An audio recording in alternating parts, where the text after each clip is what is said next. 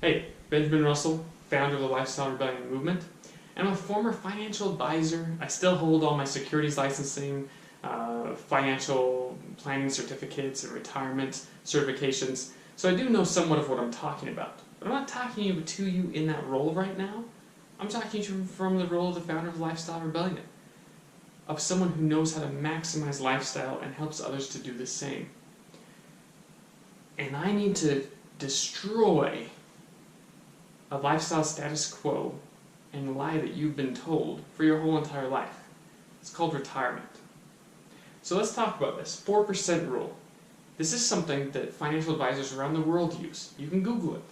It is the most adhered to rule for monetizing an asset. So let's take your 401k for example.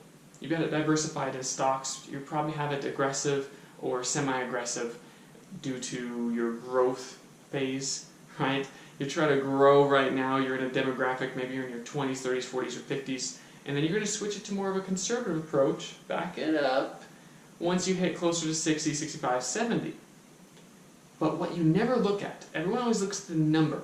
Oh wow, I have $50,000 in retirement, or 100, or 500, or $1 million. They never look at the monetization of that number until the day they retire. They're like 70, 75, 65, and then they finally look at it. If you knew when you were 25 how little your asset is actually worth in terms of income, which is the whole point, why else do you have an asset if you're not going to monetize it? So if you knew how little it was worth, you may have gone a different route in life. 4% rule. So the national average for a retirement account is going to be depressing. It's 5K. That's the national average. That's the median of what Americans have in their retirement. $5,000. Yay! You know what that means? 4% rule, $200. That's how much income that money is worth. But wait, this is an annual number. Yeah, annual. $200 a year. So your $5,000, if you're the national average of an individual that you saved over your entire lifetime of sacrificing all your best physical and psychological years, your $5,000 is worth $200 a year. What are you going to do with $200 a year? Really? I mean, what are you going to do with $200 a year? Nothing. $200 a year, that sucks. Okay? Let's take a look at it. Let's say you actually got 100K. Wow. You're in the top 5% of Americans. You got $100,000 in your retirement. Good for you. You're going to re-diversify that. You're 65 or 70. By the way, the 4% rule is only effective if you're over 65, right? You only got to have a couple decades left in you, on average. So, 100K left. You know how much that 4% is going to be? You got it. You got the math. That's 4K a year.